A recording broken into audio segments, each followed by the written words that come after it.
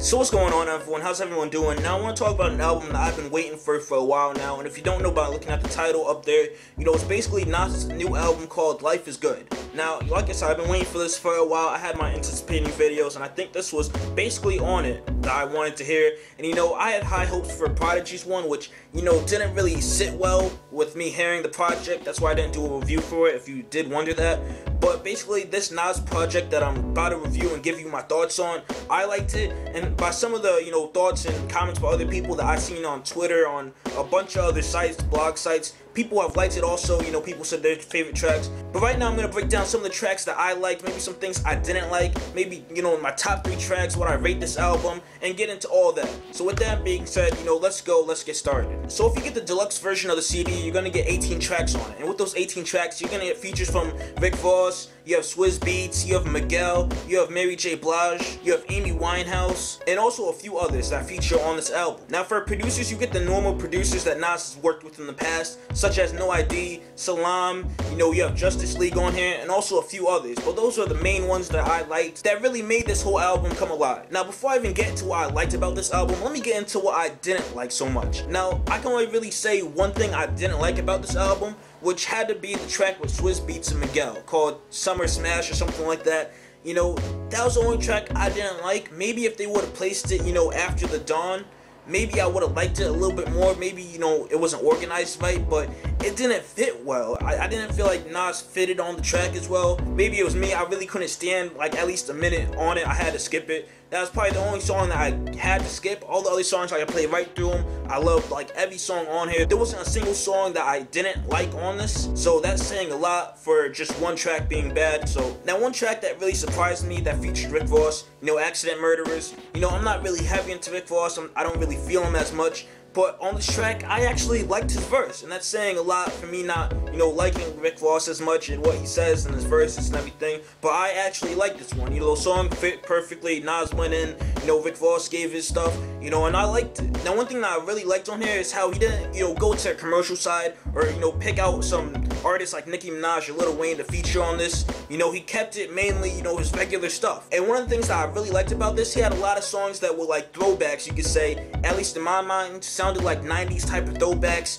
you know, way back type of jams, like Locomotive, the Reach Out track with Mary J. Blige on it, even Bye Bye Baby. You know, to me it had like a throwback 90s type of feel to me, just me personally. I don't know if anyone felt that, but to me I felt like it was like a throwback jam. I was happy that he didn't, you know, conform to what was happening and what was popular to 2012 standards, and he kind of brought back some of that old school rap to his now 2012 album. Now one thing I gotta state here, if you're not a fan of Nas, or if you're not a fan in lyrics, wordplay, or anything that, you know, Nas offers in this album, you may not like it. If you come here to, you know, listen to a couple features, if you're an Amy Winehouse fan, or if you're a Rick Ross fan, you know, listen to the whole thing. You may like it, you may not. You know, sit back, play the tracks, play, you know, go through and play the whole album, buy it off iTunes, you know, buy it at your store, because you may like this after hearing, you know, some of the tracks that your favorite artist or, you know, an artist you listen to that featured on this Nas project, you may like it. So with that being said, I'm going to hop right in and give you 4 songs that I was feeling off of this, because I couldn't just give you 3 songs. I had to give you 4. So my top 4 songs would have to be Accident Murderers featuring Rick Ross, World's an Addiction featuring Anthony Hamilton, The Dawn,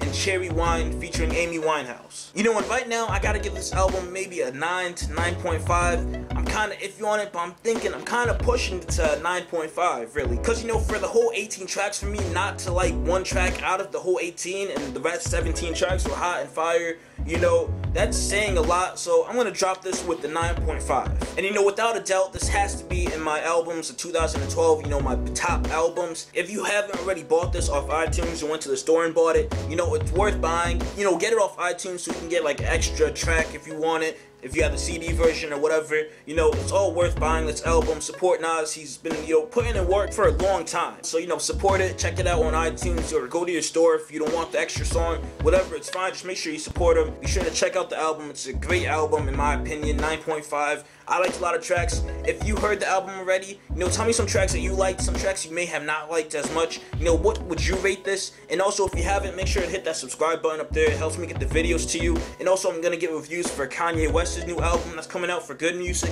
Slaughterhouse is coming out with the mixtape. I'm gonna review Rick Ross's, even though I'm not so, hyped about it as much. I'm gonna review Rick Ross's new album. So be sure to subscribe for those videos. And also, if you are subscribed, hit me up on Facebook, Twitter, Google+.